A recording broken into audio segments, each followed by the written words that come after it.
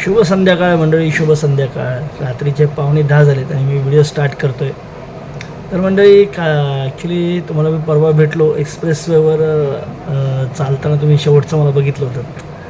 तर झालं असं होतं, मी तुम्हाला सांगितलं त्याप्रमाणे त्या व्हिडिओमध्ये देखील तुम्हाला सांगितलं मी की आम्हाला रात्री फोन आला होता. अशी दुर्घटना घडली, माझे काका वारले. मग आम्ही रात्री तर पर्याय नव्हता आणि सकाळी उशिरा निघालो असतो तर कदाचित पोचलो नसतो, टाईम लागला असता. म्हणून आम्ही निर्णय घेतला 2:30 वाजता घरातनं निघालो आम्ही. आणि 2:30 वाजता निघालो आणि गेलो मैत्री पार्कला. मैत्री पार्कला जाताना बापरे बाप, रिक्षाचं भाडंच आमचं जवळजवळ 350 रुपये झालं. म्हणजे नाईट चार्ज असतो तो वेगळा आणि आम्ही चौघं होतो. म्हणजे मी, आई बाबा, माझी बहीण, असे चौघं होते. त्याचे एक्स्ट्रा 100 रुपये द्यावे लागले आम्हाला. म्हणजे बिल 250 झालं होतं, 100 रुपये एक्स्ट्रा लागले. तर तरी पण आम्ही दिले, कारण रात्रीच्या ऐनवेळी पर्याय नव्हता आपल्याला. आणि मग आपण गेलो तिथे एक प्रायव्हेट गाडी, एस टीची गाडी, कारण एस टीची गाडी सकाळी चालू व्हायला वेळ लागणार होता. तर मग आम्ही वाट नाही बघितली आणि आम्ही सरळ प्रायव्हेट गाडीने प्रवास करायचा निर्णय घेतला. प्रायव्हेट गाडीला 400 रुपये पर सीट आम्हाला लागले. तर ठीक आहे, आपण म्हणतो, आपण प्रसंगाच्या वेळी पैशाची काही हे नसते, बघायचं नसतं. आणि आम्ही निघालो. प्रवास चालू झाला. प्रवास मस्त झाला, म्हणजे गाडी व्यवस्थित, आम्ही जास्त जण नव्हतोच गाडी पण आपली छान निघाली, टपाटप निघाली. आणि काही रात्रीच्या वेळेला काही थांबायची काही गरज नव्हती कुठे. एक ठिकाणी त्यांनी CNG भरला तेवढंच, आणि काही जास्त थांबलं नाही. गाडी निघाली. एका ठिकाणी तो चहा प्यायला थांबला. तेही ओके होतं. 5-10 मिनटं तिथे गेले. तिथनं गाडी निघाली आणि गाडी आली एक्सप्रेसवेला, पुढे निघाली, आली बोरघाटामध्ये. तुम्हाला तसं बघितलं, बोरघाटामध्ये आली आणि लांब रांगा, बापरे बाप, लांब रांगा. काय रस्त्याचं काम, मला वाटतं मे बी रस्त्याचं काम चालू होतं म्हणून कदाचित एक्सप्रेसवे जाम होता, पूर्ण जाम होता. आणि सुट्टी पण होती त्या दिवशी, रामनवमीची, म्हणजे कालचीच. आणि सुट्टी असल्यामुळे पब्लिक सगळं बाहेर निघालं होतं. आणि जास्त करून मोस्टली ट्रक, कंटेनर्स, ते टँकर, ऑइल टँकर वगैरे, मोठमोठे कंटेनर, बाप भयानक. आणि त्यात आमचा गाडीचा टायर झाला होता पंक्चर. नशीब काही दुर्घटना घडली नाही. तेव्हा बाजूच्या गाडीवाल्याने सांगितलं, तेव्हा त्याला कळलं ते टायर बस झाला होता पूर्ण. मग टायर बदलण्यासाठी पुढे एक वळण टाकून एक होता पंक्चरवाला. मला त्याने गाडी रिकामी करून, गाडीत माणसं बसून तर काही जाऊ शकत नव्हतं. तर त्यांनी सांगितलं, तुम्ही चालत या पुढच्या वळणावर. ठीक आहे, तर तो बरोबर बोलला. आणि मग तिथनं आम्ही निघालो. चालत 3 किलोमीटर होतं अंदाजे अंतर. आणि चालत भीती काय वाटत होती, चालायची भीती नव्हती वाटत. चालत रात्री तर ठीक आहे, उजाडतच आलं होतं. सकाळी जवळजवळ 5:30 झाले होते. आणि चालायची वगैरे काय, पण ते फक्त भीती काय म्हणजे मोठमोठे रस्ते आणि एक्सप्रेसवे, रस्त्याच्याकडे एवढीशी जागा त्यातनं चालायचं होतं. मला भीती वाटत होती. मी आपण अपघात बघतो, टँकर वगैरे पलटी होतात, कंटेनर वगैरे पलटी होतात. पण तरी पण नाही, आम्ही आलो. 3 किलोमीटर चाललं. आणि जो आम्हाला लवकर जायचं होतं ते आम्हाला तरी पण वाजले 7:30. पुढे सगळा पूर्ण रोड मोकळा होता.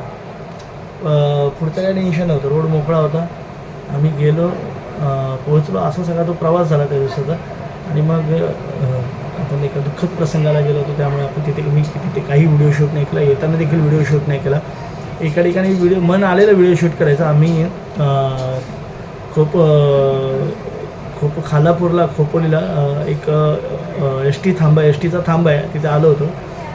एस टीचं कॅन्टीन आहे, प्रायव्हेट कॅन्टीन आहे. फक्त एस टीच्या गाड्या तिथे थांबतात. तिथे थांबलो मंडळी. आणि तिथे असा होता ना, म्हणजे आम्ही घेतला वडापाव. पप्पांनी वडापाव घेतले, कारण काही खाल्लं नव्हतं. आई नव्हती उतरली, आईने घेतलं. रेशमाने आम्ही तिघांसाठी वडापाव. एका वडापावची किंमत मंडळी 30 रुपये. वडापाव नॉर्मल जसा इतर ठिकाणी भेटतो तसाच होता, जो आमच्याकडे आता 20 रुपयाला झाला आहे. तो तिकडं 30 रुपयाचा होता. आणि चहा देखील घेतला तो 30 रुपयाचा होता. म्हणजे एका व्यक्तीला 60 रुपये, ना पोटभर नाश्ता होता तो, ना काही होतं, पण 60 रुपये एका व्यक्तीला गेले. आणि असे आमच्या तिघांचे म्हणजे विचार करा 180 रुपये गेले. पैसे गेल्याबद्दल नाही काय म्हणलं, पण त्याचं समाधान भेटलं पाहिजे ना आपल्याला. निदान चविष्ट पदार्थ नाही, पण निदान पोट भराय वेळेसाठी पोट तरी भरलं पाहिजे. 60 रुपयात पोट काही भरलं नाही, आम्ही घेऊन पस्तावलो. ठीक आहे, काय हरकत नाही. मे बी गॅस वगैरे बंद झाले त्यामुळे प्राईस वाढवले का ते ऑलरेडी तितक्या प्राइजेस आहेत काय माहिती नाही. काय विशेष वडापावमध्ये काय होतं, त्यामध्ये जादू मंत्र टाकलेले होते का काय माहीत नाही. असो, तिथनं आलो प्रवास आणि असा वैताग म्हणजे झोप नव्हती. आलो संध्याकाळी जेवलो आणि झोपलो. कालचं दूध नाही टाकलं, आजसुद्धा दुधाला गेलो नाही सकाळी, कारण भरपूरच कंटाळा आला होता. कंटाळा म्हणजे थोडं अंग वगैरे दुखत होतं, मग गेलो नाही. आता उद्यापासून आपल्याला जायला पाहिजे. 2 दिवस आपला व्यायामसुद्धा स्किप झाला. आणि असो, काकांचे वारले, दुःखद घटना घडली. कारण जाण्यासारखे त्यांचं वय 63 होतं. पण ठीक आहे, आता काय करणार, काळ नियतीच्या पुढे, काळाच्या पुढे काहीच चालत नाही. असं सगळं होतं. आणि आज सकाळी उठलो आणि आता बोललो दिवसभर पुढे बाहेर जाऊन आलो. संध्याकाळी दुपारी फक्त समीक्षावर खाली गेलो होतो, ते तिने मच्छी घेऊन दिली.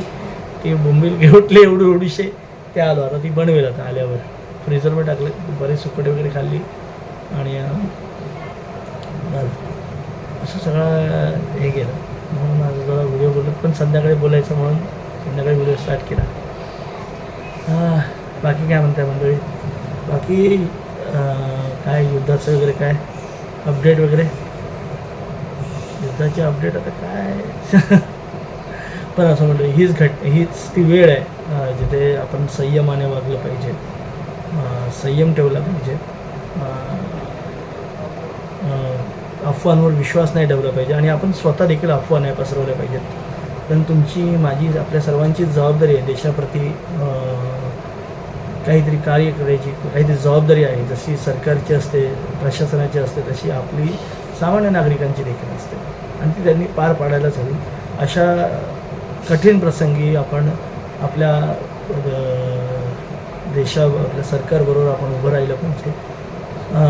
बरोबर आहे, आपले दुपारी मुख्यमंत्री फडणवीस साहेबांनी सांगितलं की कृत्रिम टंचाई निर्माण करू नका. बरोबर आहे त्यांचं.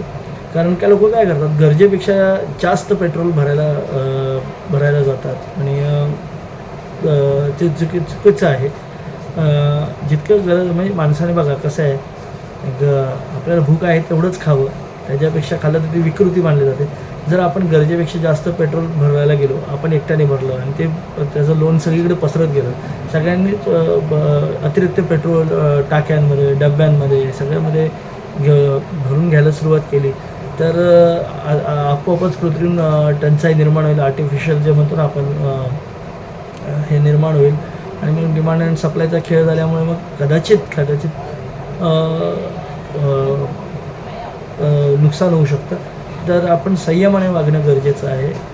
नागरिक म्हणून, आपण भारताचे नागरिक म्हणून आपल्यावर काहीतरी जबाबदारी आहे. जसं मतदान करतो आपण, मतदानाचा हक्क बजावतो, तसं आपल्या देशासोबत उभं राहणं हे देखील आपलं कर्तव्य आहे. ते याचं पालन आपण सगळ्यांनी करायला हवं आणि आपल्या जबाबदाऱ्या पार पाडायला हव्यात. काही थोडा वेळ लागतो या गोष्टी निवडण्यासाठी आणि आपण सोशल मीडिया प्लॅटफॉर्म जसं आपली मतं मांडण्यासाठी आहे, पण फक्त मतच चांगली ठाम मतं मांडा नाही आहे ना, त्याबद्दल नो डाऊट. तुम्हाला कुणावर टीका करायची आहे, सरकारवर टीका करायची आहे, कुणावर टीका करायची आहे, अवश्य करा. पण सोशल मीडिया प्लॅटफॉर्मचा अफवा पसरवण्यासाठी अजिबात वापरा.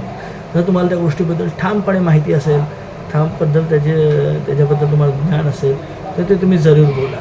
कारण ऑथेंटिकेशन असेल, त्याचे लेगसी असेल, तर ते तुम्ही बोला.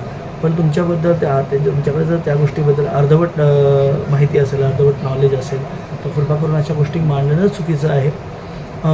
याच्यामुळे लोकांमध्ये संभ्रम निर्माण होतो आणि त्याच्यामुळे संभ्रम पसरवू नका. कारण आजकालचं सोशल मीडिया खूप फास्ट आहे आणि संभ्रम निर्माण करू नका. कारण हीच ती वेळ आहे.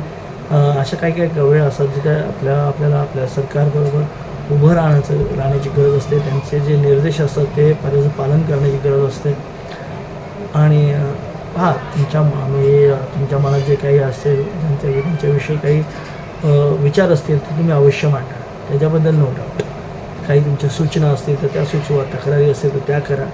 फक्त आपल्या बोलण्यातनं आपल्या नागरिकांमध्ये संभ्रम निर्माण असं काही करू नका, कारण नागरिक हे आपलेच असतात. नागरिकांमध्ये संभ्रम निर्माण झाला तर सगळ्यांना सगळा त्रास होऊ शकतो. त्यामुळे अफवा पसरवू नका. आणि आली गाडीवरनं आणि चालायचंच. बाकी काय म्हणता मंडळी? बाकी विशेष छान ना? म्हणजे बोलतो थोड्या वेळाने, आता समीक्षा आली तर याशी बोलतो. बघा इथे काय उद्योग चालला बघा. हे बघतोय आणि हे इकडे बनवतोय. छान, त्याने स्वतःच बनवल्या. अरे पण फायनल एक्झाम आली आणि प्रोजेक्ट्स काय चालतं? प्रोजेक्ट कसला हे प्रोजेक्ट आहे? हे ड्रॉइंगमध्ये येतं, क्राफ्टमध्ये येतं ना? क्राफ्ट काय कसलं प्रोजेक्ट कराल? चांगलं आहे, चला निदान काहीतरी करा.